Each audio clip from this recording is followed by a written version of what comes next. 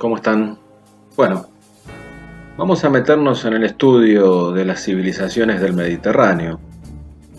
¿Por qué nos referimos así a estos pueblos? Porque su origen va a tener como escenario geográfico, como centro geográfico el mar Mediterráneo.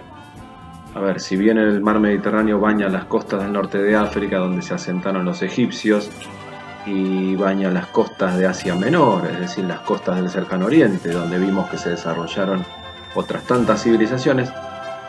Estas civilizaciones, especialmente la primera, que vamos a comenzar su estudio hoy, que es la antigua Grecia, tiene una relación mucho más estrecha con el mar Mediterráneo.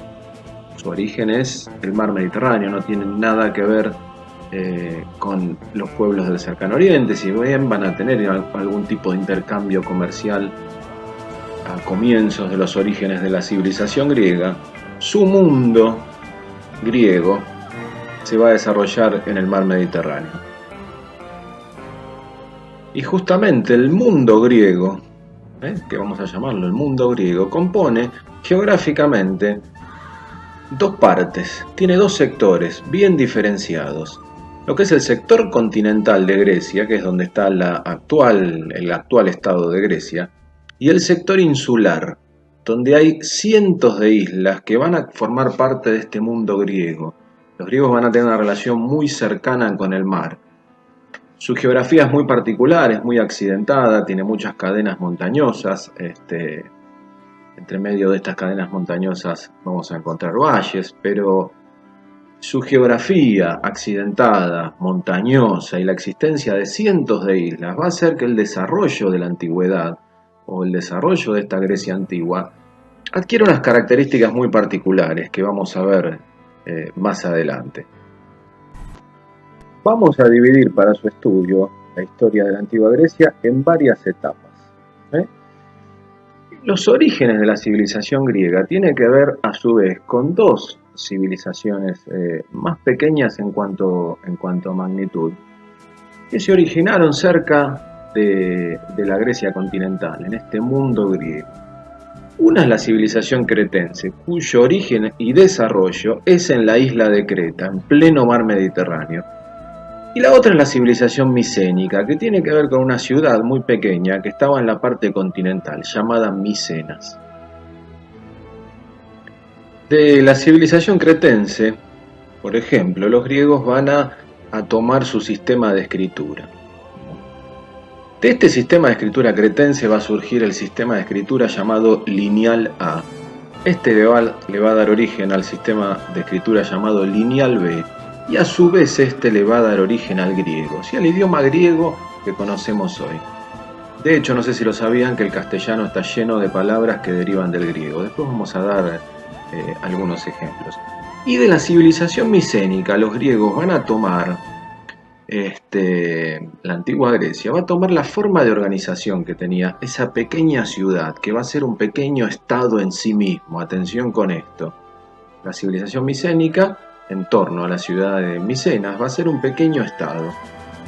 Los griegos le van a dar un nombre específico a estos pequeños estados, a estas ciudades-estado en realidad.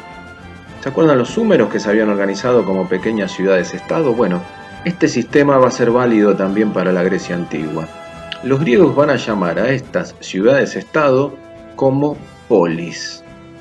Van a ser las famosas polis griegas. Atenas va a ser una polis griega, Esparta va a ser otra polis griega, Micenas, Corinto, Éfeso. Bueno, va a haber cientos de ciudades-estado, es decir, cientos de polis.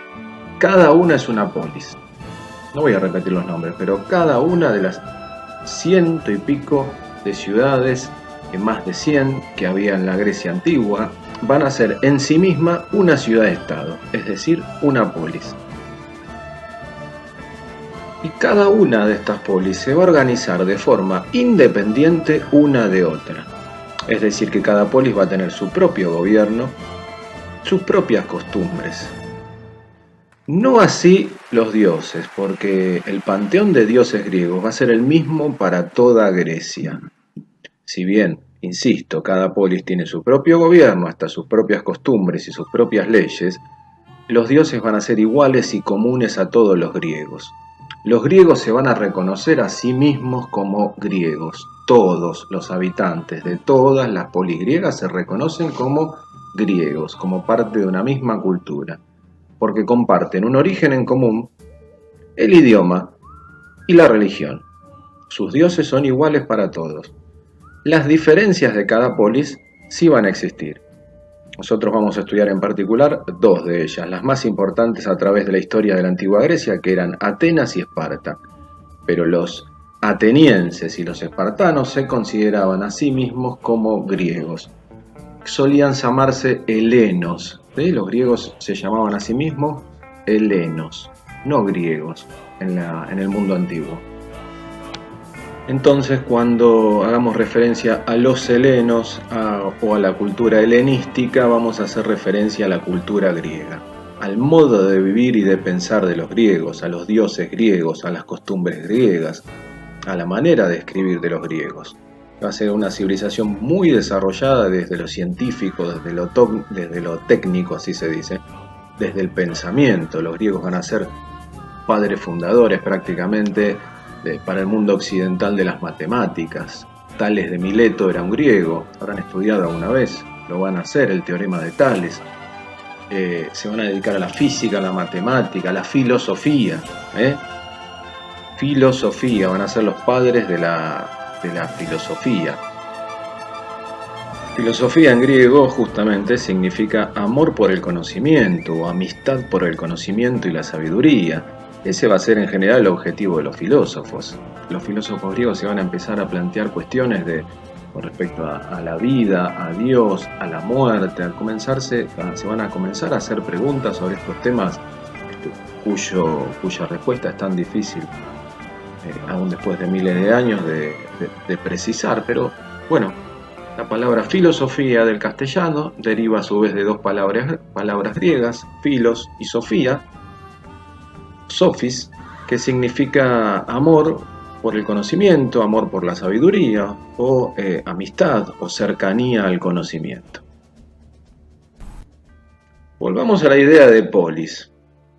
Los griegos se van a organizar entonces en estas ciudades-estado que ellos van a llamar polis.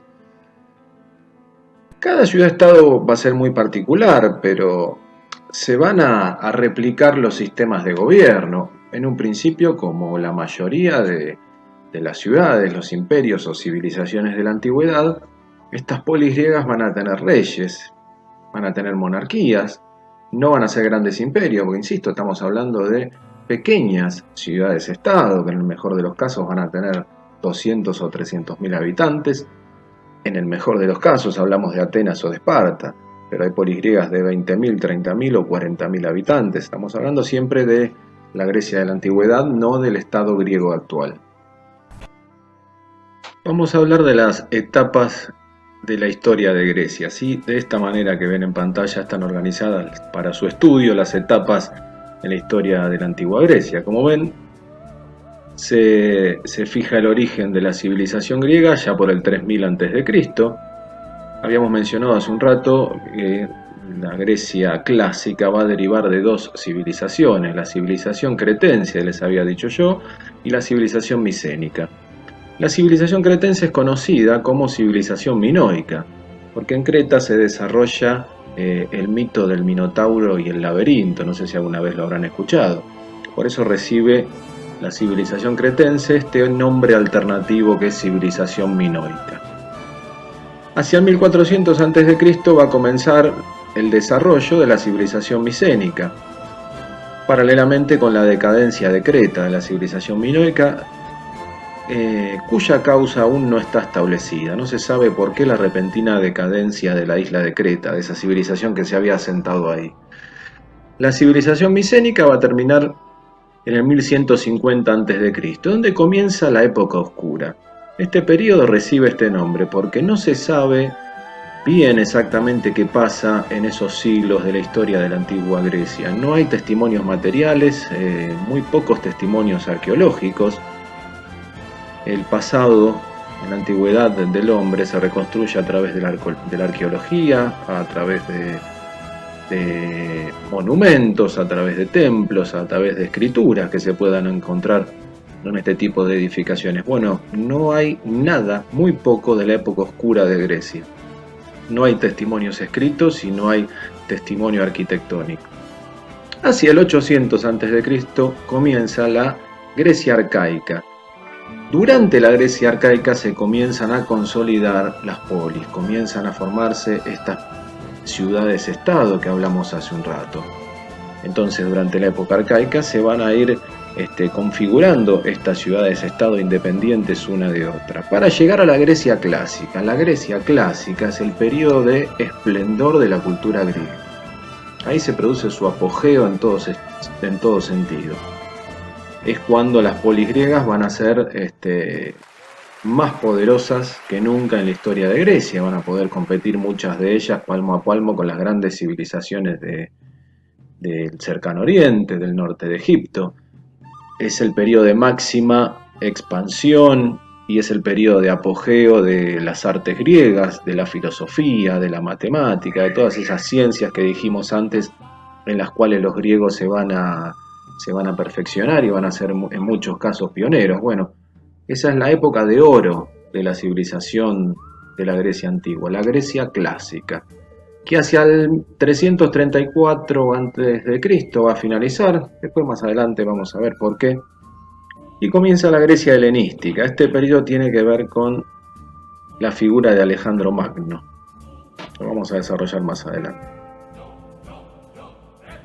Entonces, cerrando este primer video, esta primera entrega, estamos hablando del mundo griego, del mar Mediterráneo, de esta gran civilización muy influyente en esta parte del mundo, muy influyente en la cultura occidental, que va a tener su origen allá por el 3000 a.C., que va a tomar elementos de la civilización minoica o cretense, elementos de la civilización micénica, que va a ir conformando su propia característica cultural, que se van a organizar en polis, en ciudades-estado, con sus propias autoridades, sus propias leyes, pero que se van a reconocer todos los griegos como helenos o griegos, todos de todas las ciudades-estado, que van a tener un panteón de dioses muy definido, desde Zeus hacia abajo, y que se van a desarrollar en esta geografía tan particular que va a ser la Grecia insular, cientos de islas que rodean a la Grecia continental, y una Grecia continental con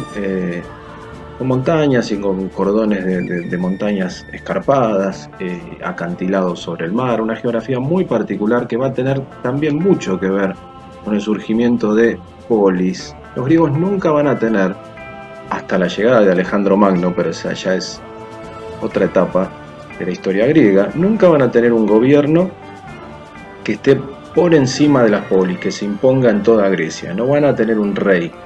Ni siquiera en su momento de apogeo, en la época clásica, Grecia va a tener un solo gobierno, es decir, que no van a tener un gobierno centralizado como Egipto, como los acadios, como en algún momento van a tener los hebreos. En Grecia no va a ocurrir esto. Sí se van a enfrentar las polis, especialmente las dos que mencionamos, Esparta y Atenas, por el liderazgo de Grecia, pero no para imponer un gobierno unificado. Eso no va a existir hasta la llegada de Alejandro Magno. Nos vemos.